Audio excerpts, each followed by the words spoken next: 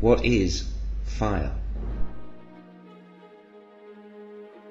Fire is a chemical reaction requiring three components: an oxidizing gas, usually oxygen itself, a combustible source of fuel such as wood or petrol, and a source of energy sufficient to heat the fuel to its ignition temperature. This energy can come from matches, sunlight, friction, lightning, or something else that's already burning. When wood, for example, is heated to about 300 degrees Fahrenheit, the cellulose material starts to break down and give off volatile gases.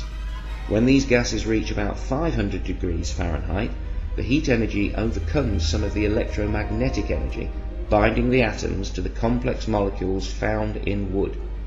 The molecules begin to jiggle apart.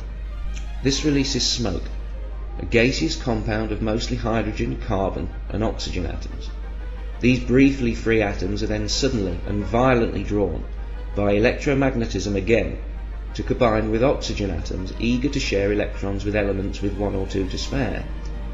This reconfiguration happens almost instantly. Fire is a brief outbreak of chemical freedom, as atoms and molecules race to rearrange themselves into the lowest and therefore most stable energy states available. In the process, atoms release the energy they no longer need for stability, in the form of light. Firelight is just the same as any other light. Trillions upon trillions of wave-like particles called photons hitting the back of your eye.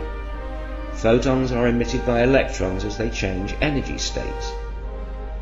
Each photon is a packet of electromagnetic radiation exchanged between particles like currency during quantum transactions, always precisely balancing the conservation equations of quantum mechanics.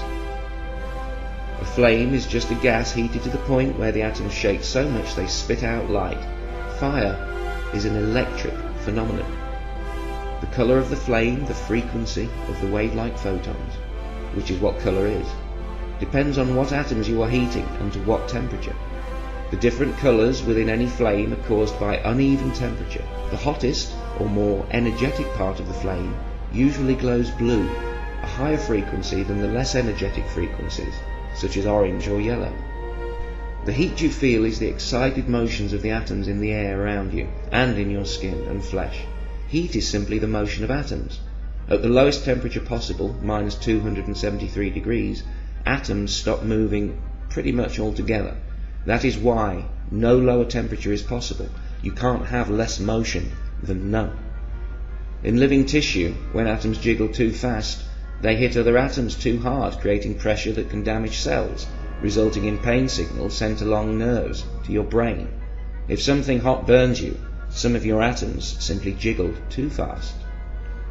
Fire, or combustion, is the process of oxidization. So is rusting. In a way, when a car rusts, it is burning in super slow motion. If it weren't for the fact that we have evolved to make use of oxygen's reactivity in our biochemistry, you could say oxygen is damn dangerous stuff.